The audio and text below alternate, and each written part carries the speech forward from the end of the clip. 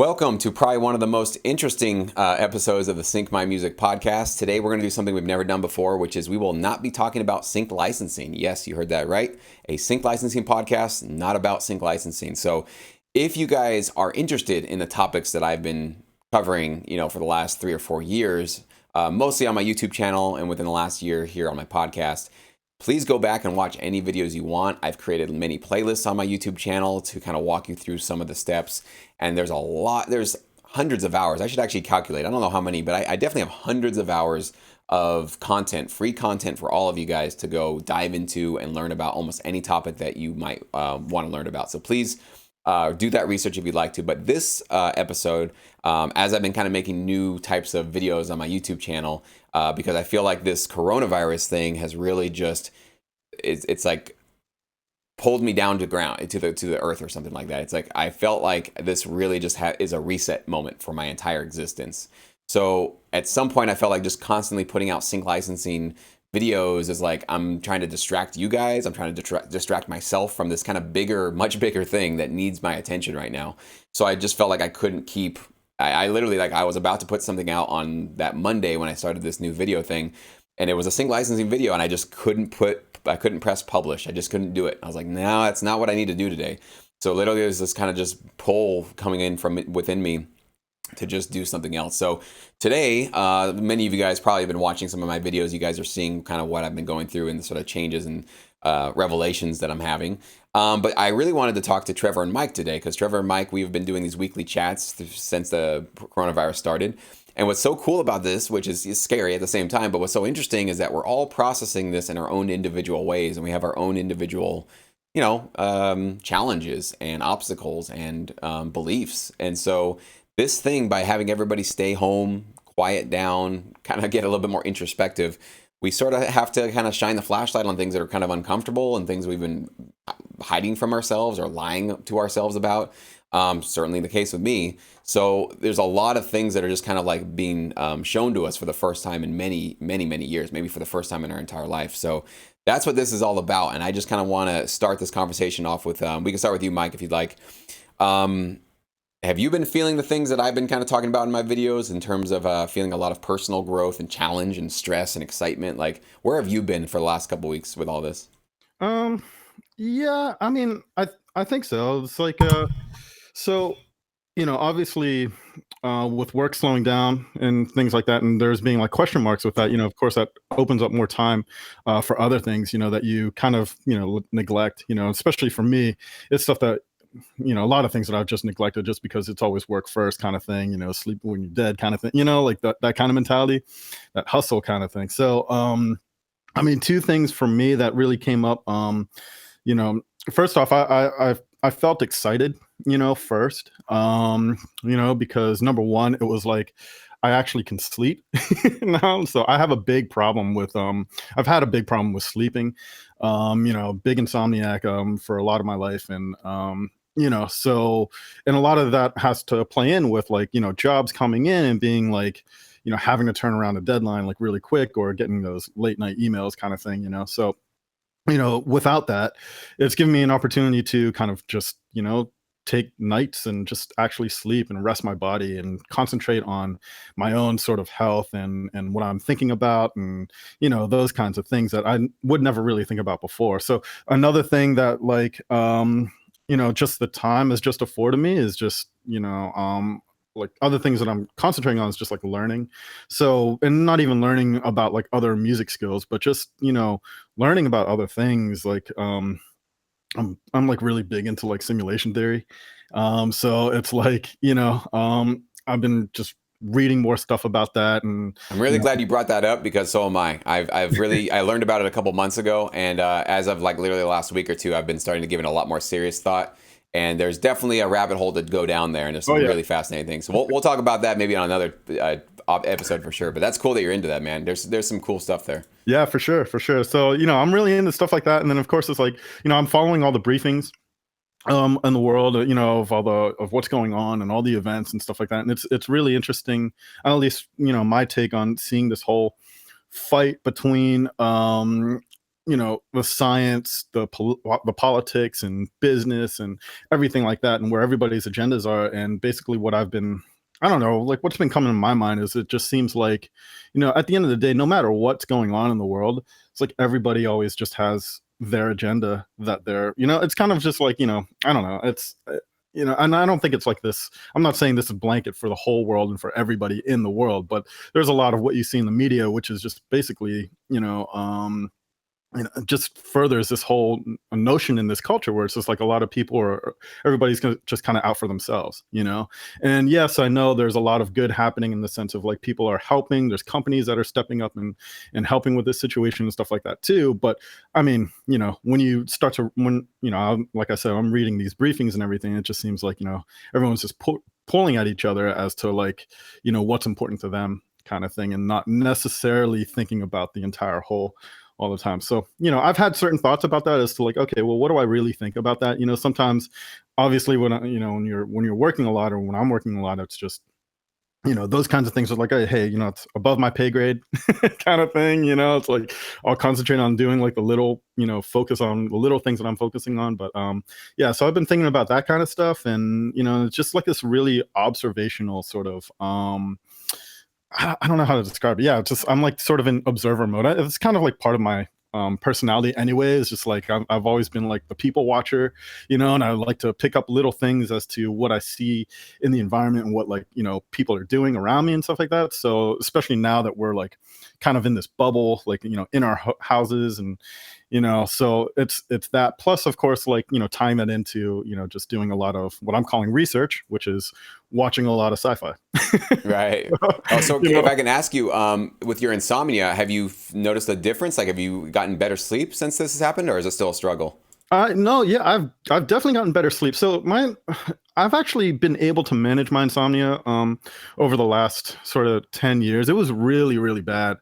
Like maybe like, yeah, about 10 to 15 years ago, like when I was like my early to mid 20s. So like really bad in the sense that I would go 3, 4 days without like just straight, and to a point to where I kind of got addicted to it a little bit, because it's like that delirium state was really interesting to It's a me. And high, yeah. so it was kind of like I never really did drugs, but it became, another drug Totally in makes sense. a sense, Yep. so and it was like, and yeah, it was like this weird thing where it's like during those states, I love to write music at that time.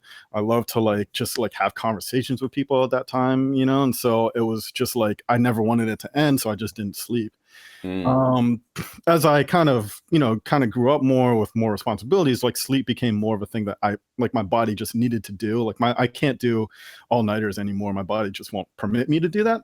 However, when things get busy, yeah, I'll do things where I'll only sleep like 2, 3 hours a night or something like that. So now I still don't sleep a whole lot, but but a regular 5, 6 hours a night is like great for me right now.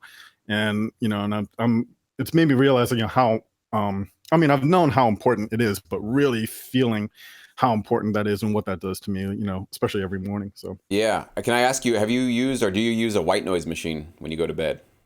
Have you I messed with do those at all? not. So I've tried it a couple of times, but the problem is, so yeah, like I do. You know what does work is a fan. Fans actually It's work, another and form of white noise, right? Yeah. it is another form of white noise. But for some Hmm. reason, a fan, like, so white noise itself doesn't really like white noise machines don't work because there's something about how it's generated that like Mm. I start to hear the loop points, and then Oh, wow. Okay. it's like as a sound And designer, then as you a hear that loop and you're like, that's wrong. That shouldn't be yeah, happening. exactly. Yeah. So it's like when you're in this doing, like I Real always fans don't loop. Yeah, exactly. yeah, so like I always say to people, like, that's why I can't watch horror movies, like I can, Mm. but like I just pick it apart because, I'm a sound designer, so it's like nothing gives me that reaction, that experience that, a Wow. horror movie is supposed to, right? So it's kind of like a similar thing. Yeah. Now I asked because for me, one of the problems I had, I would not all the time, not I don't think I would call myself an insomniac, but definitely would have the issues where just getting to sleep was a hard thing for me for many, many years, and it would just come and go. I'd Yeah. have just seasons where I wouldn't get good sleep, and I've got it was like a $60 Amazon white noise machine, little black box, Goes on every night. I'm addicted to it though. That's the only thing I'm a little bit worried about because when I go sleep somewhere else, if I don't have it, I do bring it with me everywhere now. It's like I must have. But it is one of those things I found, at least for myself. I don't know about for you and anybody watching, but some of us, maybe even creative types, like our brains start racing at night and we start, either worrying about stuff or just even getting creative ideas, getting excited about Absolutely. something. So something about, and I put that thing like right next to my head and I blast it pretty loud actually. And something about just having that entire sound just wash over me, it just kind of blocks out all the thoughts so I can really just sink down into sleep, and I get to sleep very quickly, like within like 5 minutes at the most. It's a very, very quick thing. And then the other benefit to it is, of course, some dog barks in the middle of the night, there's a car accident out front. A lot of times if you can have it loud enough, it'll actually let you sleep right through everything, so you can actually have an uninterrupted night sleeps, because it's just basically that noise. You start to like, that's all that you can really hear, and everything else just kind of gets blacked out. You actually, well, you sort of block out all noise, but that noise actually is sort of like a little force field around your ears so that you don't hear maybe something that could wake you up and Yeah. interrupt it. So well, thanks for sharing that, man. That's really cool. I'm glad to see you're getting better rest. That's obviously very important, so that's cool, man. All right, so Trevor, you and I had a really good chat yesterday, just over the phone, but we can talk a little bit about some of that going on, and yeah, what you're going through right now. Yeah, so quick on the sleep thing, like the sleep thing, and then the what was it, the theory, the Simulation. yeah. So I'm not there on the simulation theory with you guys, so I'm gonna just step away from that for a minute. But the sleep thing is interesting because I felt the same way about when I was younger, and then at some point I hit a point where I just can't do all nighters anymore. Like I've fallen asleep because I stand up when I work. I've fallen asleep where I like catch myself, and then I'm like, Wow. okay, I'm going to bed. Man. But there was a time where I could just be up, and I'm like, oh, the sun is up, like, and I didn't even realize. But that Wow. was like, but so like at some point I hit an age. I think it's an age thing where Yeah. now that's not the thing. But as far as sleep goes, like I don't know if I've explained this to you, Jesse. I think I have. I do polyphasic sleep, if you don't know what that is, where you sleep 4 hours at night and then two like 30-ish minute naps throughout the day, three if you really need it. And you have to train yourself for like 2, maybe even 3 weeks. And it's like really rough. But then after that, it's just like this cycle where you lay down, you pass out, you wake back up. And then because I was that kind of guy who was like, I like being up really late and working. And in order to be able to still do that, I just do like a sleep schedule like that, which to me is pretty cool. But it also is only 5 hours of sleep, which depending on who you are, some people just can't do it. I've been able to do it. But anyway, so there's my Let me sleep actually story. let me add one thing to that, because I don't remember, again, another weird thing that just came to me. Maybe I was talking to you. I think I was talking to my mom. I don't know. I was talking to somebody, and this idea came up of like, we're always told like 8 hours of sleep, 8 hours of sleep, right? That's what we Mhm. need. And I wonder if some of that has to do with the fact that just because our entire society is built around the 9 to 5, where it's like you can't nap during the day in our society, right? There's no time to 100%. do that. So we've almost maybe like, it's maybe that's not what we have to be. We don't have to do 8 hours a night. I always thought that. Again, I'm now questioning all my beliefs, but I always thought that that was like the best thing, is that you should sleep super, super long. But I'm seeing like what you're doing now, and I'm like wondering, well, at some point human beings didn't have a 9 to 5 job, right? We basically Mhm. were just kind of planting and hunting and whatever, just basically doing errands and chores around the house essentially. And so maybe there wasn't a need for you to stay asleep all night long. Maybe there was actually a lot of work for you to be done, and maybe taking a couple of naps throughout the day made sense, because like you do a lot of work in the morning and then rest and to get some food or something, and then come back and do some more work and rest, because you guys have seen and you guys know that like there are other countries and other cultures that they have their siesta, they have their nap in the middle Yeah. of the day, where everybody just shuts down, and we think that's weird. I think that's cool. I think that's a really cool Oh, I thing. think that's great. But I always wonder, like, every time, because we all know that we were lied about nutrition, right? It's like, oh, you're supposed to eat all, what, The food grains, rice, pyramid. bread, that's at the top, and then yeah, some fruits and vegetables and healthy stuff down here. So we all know that we were like 180 completely scammed on that in the beginning, and then they had to revise it. But I always think about that with sleep. And Trevor, you're the first person I've personally known that's actually been able to do that. Because when you say it's hard, I think you're understating that, man. It's like, I think most people don't make it. Wouldn't you say most Well, people don't even get to it? I think the problem is there are so many distractions. So like, if you have a normal job, you just can't do it straight up. Like your boss is not going to be like, yeah, get up and go take a nap in the closet or whatever, and do this whole thing. Like maybe a small tiny company might let you. I don't know, but more than likely, it ain't going to happen. Plus, you get like 2 3 weeks where it's and this is true for like people who like switch diets and stuff too, right? You get that first two. For me it was about 2 weeks, because I've fallen out of this and then restarted it again.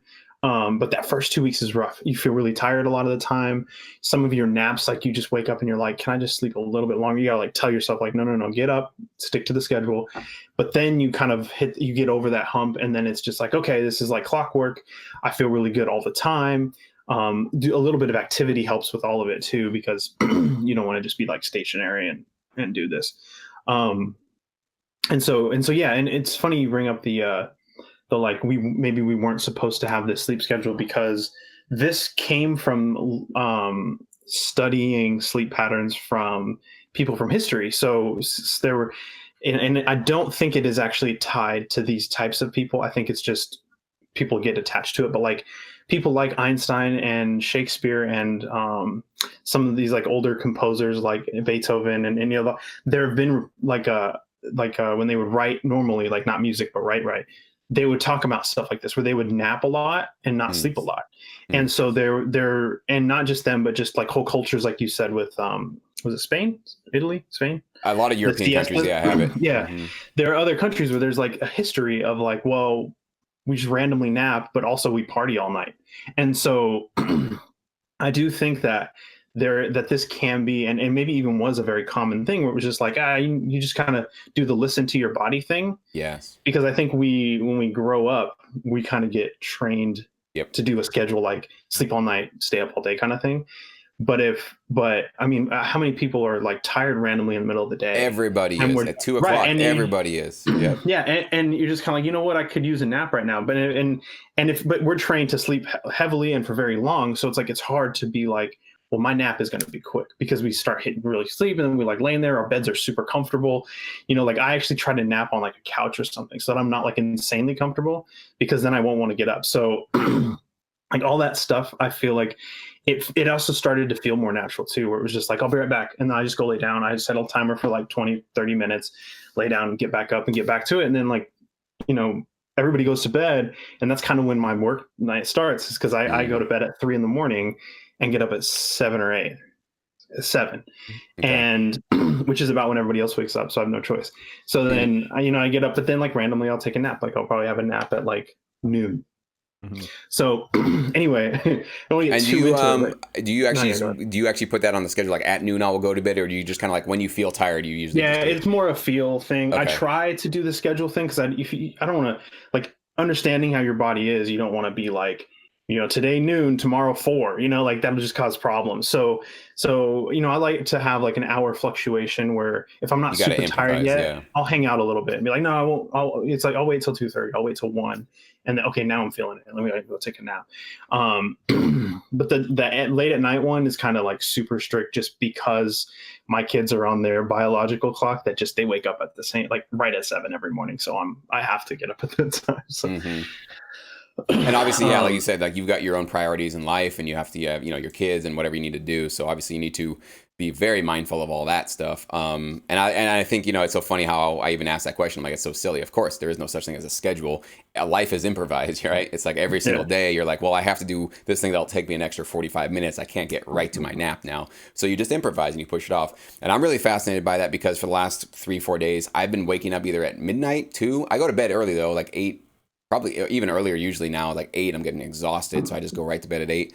But it's like at midnight or 2 a.m. last couple nights, it's just like my heart just bump, bump, bump, bump. It's like, it's almost like fight or flight. It's like I'm ready to go hunting. It's this weird jolt of energy, and it's like exciting. It like makes me want to get out of bed and go do something. And I don't know. And so before, I probably would have been like, no, I know I need to sleep 8 hours. And I would just try to, and I would torture myself sitting there, kind of tired, but not really going to sleep. Man. Yeah.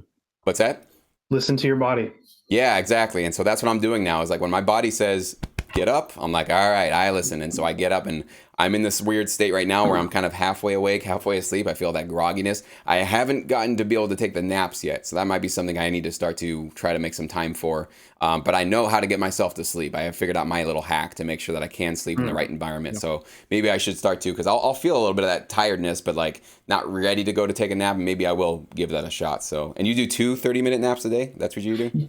Yeah, 2. Sometimes if like something happens and I get waken up a little bit earlier or whatever, I'll try and squeeze a different random nap somewhere. But yeah, if it's a good solid nap and I wake up and I'm like, oh, super refreshed, because you get, it's like basically if you wake up right before REM sleep, then you're good, because you get the I don't know what it's called, but like you get, there's a sleep, and then there's a lead up to REM, and then there's REM. And if Mm, you hit REM, then you got to be asleep for like 2 hours. mm. But if you don't, then you get that early, like that little gap of just like a refresher, and then you wake up and it's actually super refreshing, because it's like, okay, I didn't hit REM, but I feel pretty good. Time to go do things. And so if you get that kind of like that nice little gap, or that little early part each nap, then you're good. And then at night is when you get your nice 2-3 hour REM sleep. Yeah. Mike, do you ever do naps? Is that even something that's in your Um, world? I do. I'm doing them now. Yeah. And For no, funsies. they're not planned. But so, but what's funny is, Trevor, when you're talking about like the the stages and stuff like that. So what's interesting is like I started kind of documenting, or not documenting, but like I guess studying that, like, different REM cycles of, lasting about like 3 hours or so, like that, or 2-3 hours, or whatever or no, is it 90 minutes? Every 90 minutes or whatever is a different cycle. I Yeah, I don't forgot know the exactly what specifics, it but was, yeah. but at one point I had gotten it to where, and this was, to be honest, this was more of a justification for my insomnia, really, than any way of trying to solve it. So, and I'll admit to that now. It's like back then, I'll tell people about it. It's like, oh yeah, I got this whole great system for how you can be the most productive with the least amount of sleep. Like, nah, man, I'm an insomniac. Like that's like, so, but yeah, basically what I was doing is like I would time, you know, whether it be like an hour and a half or something like that, like knowing that's like, okay, basically like whenever I would for somehow, like my body would feel it, when a REM cycle would end, and then I would just wake up, and then I would feel refreshed, and then be able to get back to work and stuff like that. And then but the problem is, it's not like I was doing that regularly, where, because I think I've read about stuff like you said metaphasic sleeping, is that what you right? Oh, Polyphasic. polyphasic. Okay. So yeah, yeah, I think Leonardo da Vinci did that a lot. Yeah, I think that's another one, because Yeah, right. there's another theory, which I can't even imagine this is true, where every hour and a half you take a 15-minute nap all day. And I'm just like, Wow. I think it's an hour and a half, maybe it's 2 hours, but either I way, think that's what he you did. only take Yeah. and that's what he apparently was doing. And but I don't know if that's actually true or even I know. possible. I mean, he's also apparently an alien too. So, Who Well, don't knows, use man? quotes on that. We all know that he's not. Well, if we can maybe That he's an dive, alien. now that we kind of maybe broached the subject, maybe we should dive a little bit into the simulation theory. First of all, Trevor, are you aware of what the simulation theory is? Yeah. This is like the what's this is the everything's a simulation thing, right? Yeah, and I think the foundation of it, as far as I understand, is that it's about the odds, right? So what are the odds that what we're living in right now is a real reality as opposed Right. to a simulated one? You could call it a computer simulation, a spiritual simulation, something that somebody else has created for us, right? So what are the chances that we're just kind of naturally occurring in our own reality as opposed to some external force or power has created who we are and what we're doing right here? Okay, so I'm going to totally butcher this explanation. I'm going to try to get through it though. So when you look at the odds, you have to wonder, if we have a civilization like our own, like we see right now, and if we can all see that we can start to create these virtual worlds, like think about The Sims, video games, virtual reality, Super Mario. I mean, we are already dipping our toes pretty heavily into creating virtual places and virtual worlds for virtual characters to live in. Now, when people play Grand Theft Auto and they crash their car and kill people, we just think it's entertaining. What if those characters actually feel that pain, right? We don't know that they do or don't feel that pain. In their world, if they were conscious, they would think that that's all real. They would think that there's really this hellscape that they're living in, and because they can't see it from the outside, they actually treat it as real, right? Like imagine you were a Grand Theft Auto character, you would treat it as real. So if our civilization right now can do this, what are the chances that, and obviously we probably know what will happen is that we'll create these virtual environments, and those environments will create their own virtual environments and will spawn off probably millions, billions, trillions of these things. With that many possibilities of virtual simulations that could be existing, because we're creating them, we're seeing it happen, this is our proof right now, what are the chances that we happen to be the original one? One out of trillions, right? Very, very small possibility that we were the authors of all of this. That it's possible that we're just number 1,298,000 on this list of simulated realities that are creating. Because if somebody maybe, for example, just mind thought experiment, somebody created this environment. We don't know that call ourselves video game characters. We're the Grand Theft Auto of our reality, so we think this is all real. It feels real. It's a great reality. We can touch things. We taste things.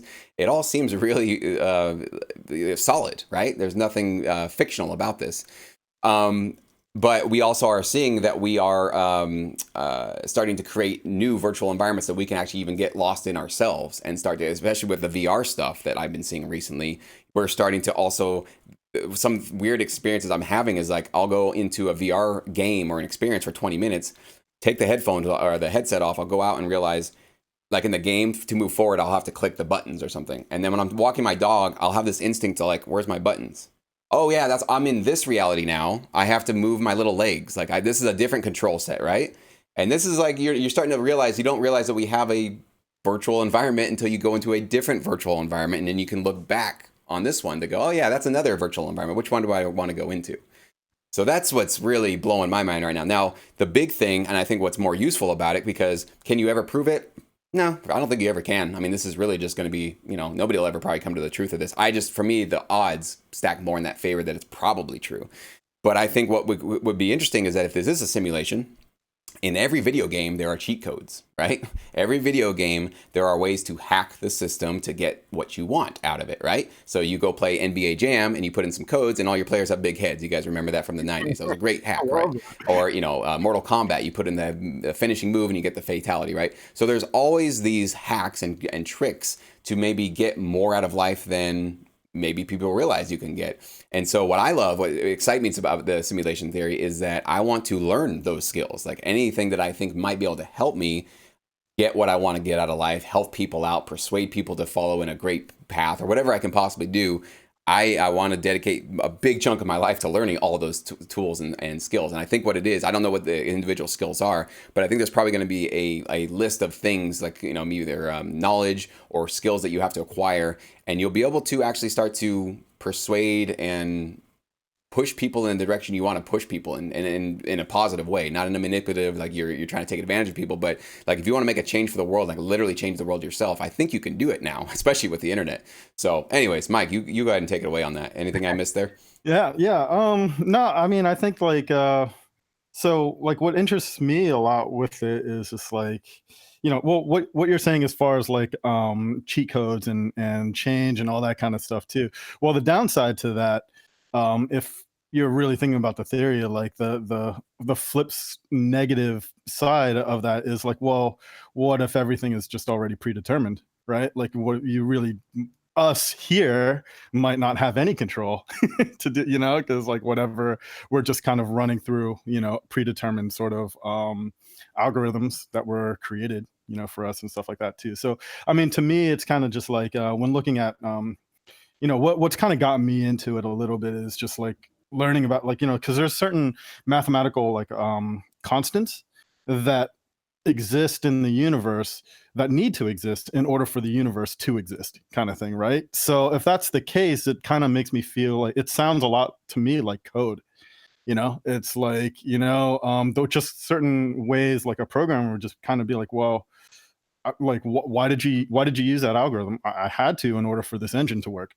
It's like, right. It's like sometimes and you definitely tapped into something there, because I remember one example, there's probably dozens of these, but one of the ones that really you start learning about simulation theory, and then you look back and you're like, oh yeah, that was that one weird thing that science discovered, and it's like, what is that about? I don't know if you guys have heard, I think it was in quantum physics, where they were starting to figure out that like unless you looked at something, it was not existing. Like some particles would not exist in an experiment unless there was an observer looking at it, which to me sounds a lot like what a video game does, because the video game doesn't render everything when you're not looking at it, right? So if you're in GTA, it's only rendering your little street and anything really close to you. It's not rendering the stuff that's 4 miles that way. You don't need to, because you're not there doing it. So basically it would be a way to save on processing power, to not have to render the entire universe all day long, but only render what the individual players need to see to be able to get through it. So there's a lot of other weird things like that really sound like, okay, that sounds like a video game code. I mean, that's really what it sounds like. So how would you How would you? So are you saying like if a camera looked at it, it wouldn't show up, but if a person did, it would? I don't know the No. specifics of it. I think it was the split. It blew my mind. It's one of those few. I'll definitely, maybe I can link it below after this, and I'll get the experiment. But I think it was like the split. It's something where they basically would shoot, I think, an electron through some sort of a hole and see, does it behave as a wave or as a like a particle. Right. Yeah. And that's what did you get. Maybe you can explain it, Mike. I don't know if you understand it better. Basically, like in quantum physics, and I am not a quantum physics expert None of us are. anyway. So everyone watching this, like, yes, please feel free to slam me in the comments. I do not know what I'm talking No, about. that's not what we're here for, man. But anyway, so in quantum physics, so to my understanding, the idea is what makes quantum physics so weird is that when you have like a particle, particles can exist in two places at once, right? And the theory is that they actually do exist in it's probability. So they do, all probable outcomes they exist in, and all probable states they exist in. Now, what exists in our world is the one that we see, is the one that we observe. So it's kind of like a thought experiment. I forgot what it's called, but like basically there's a thought experiment about this where it involved a cat trapped in a box that's being filled with gas, right? So, and it's kind of just like, is the cat dead or not? But you can't see it, right? So if it's kind of like, and I could be butchering this experiment too. Like I'm just going by what I remember of it. So if I got it all wrong, please let me know. But like, so I think that, yeah, I think, well, I don't know if it's whether or not the cat exists or whether or not the cat is dead, but basically, like, you don't know until you open the box. Then you look, yeah. And I think Trevor, Well, yeah, that's if a tree falls in the woods kind of thing. right. That's a little bit different. The whole tree falls in the woods thing is more of a definition of what sound is. So like the whole tree falling in the woods, it's not sound because the definition of sound is your brain's interpretation of vibration. Well, but it's still right. But do the vibrations still happen though? Sure. Even if somebody doesn't, they do happen. maybe right. Oh, right. see the rabbit hole? Like, no, I get it. I understand what you're saying. Yeah. By the way, it's a double slit experiment. That's what it was, and basically they would send particles through this double slit and see would the two particles, or maybe the single particle, come out as two distinct beams, or would it radiate out as a wave? And they found that it was a camera, I think, or a person, any sort of a device, because basically if there's a camera there, somebody's looking at the camera, right? So it's not necessarily if there's consciousness there, but something is observing it, and even if it's just a camera in there without a person, well, somebody's looking at that camera. Otherwise, why would you put a camera there, right? So they would notice that, like, if you looked at it, you would see a certain. If you watched the thing happen, you would see something. When you didn't watch it, I don't know how they measured it afterwards. Yeah, that's my question. Yeah, they would see a different result. So again, maybe I should get a little bit more educated on that before I talk about it. But that was one of those things again where. Exactly what Mike was saying, like where, if particles can exist in all different possibilities, but the only one you see are the ones that are right in front of you, the ones that you need access to. Again, sounds like what a video game is. GTA exists everywhere, but I don't need to see it all right now. I just need to see the street that I'm driving down because I have this one mission that I'm doing. So a couple of those things. It's kind of like all these branching possibilities, So I think in quantum theory, I think it's like they treat all the possibilities as existing. Right, and then it's just more about what's observable. So, anyway, in that whole thing, like, yeah, I mean, that's kind of what's fascinating to me, because then you start to ask the questions of like, okay, well, are you just going through the loops, or are you just do you actually control what you're doing? So that, to me, as far as my life goes, that's played a part. I want to say subconsciously. It's not something I consciously think about all the time, but like in the sense of like, I kind of trust. It's built like a sort of trust in myself for certain things, in that like throughout my life, I've always found this pattern to where no matter what, eventually I always break even, So it's like, like anytime I get, stressed out about something or whatever, it's always just like, and also I've always found that like, if I just keep doing what it is that I'm doing, that like what it is that my body and my mind and everything in me wants to do that day, I'm good, no matter what the outcome is, right? once I start to deviate from that, once it starts to, once I start to give into that fear, let's say, of like, oh, like plenty of times in my life where it's kind of like, you know what, I think I really do. I don't know what I'm going to do in like the next couple of months for rent or whatever. I need to get a job. Right. And then you start, so of course it's like, there's people out there that like, if you believe in like manifestation, all that kind of stuff. Right.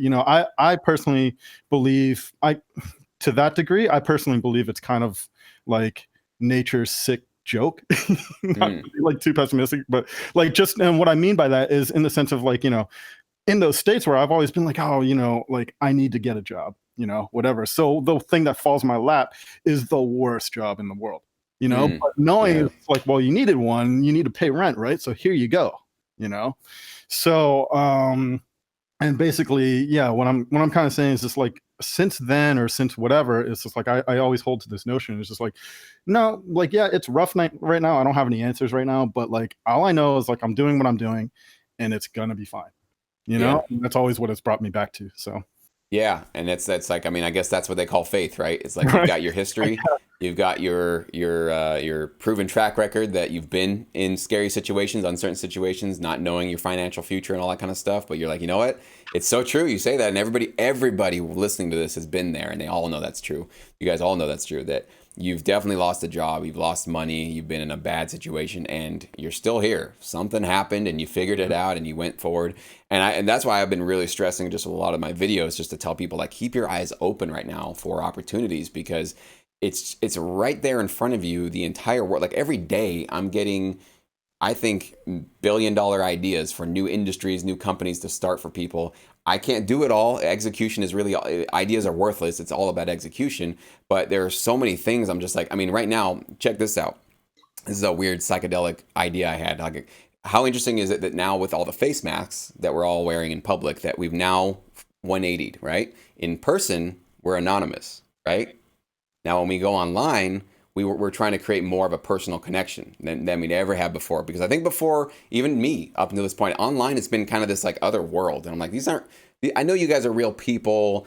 And I know, like, especially everybody that I've emailed and talked to and chatted with, I know you guys are real people. But when there's just a screen between us, there feels like this sort of like, it's not quite a real thing, And now, because we're all isolated and we're not like connecting in person because we have these anonymous masks on, people are thirsty. They're dying of hunger to connect with people online. Like they want to create a meaningful relationship. Anything, it doesn't matter.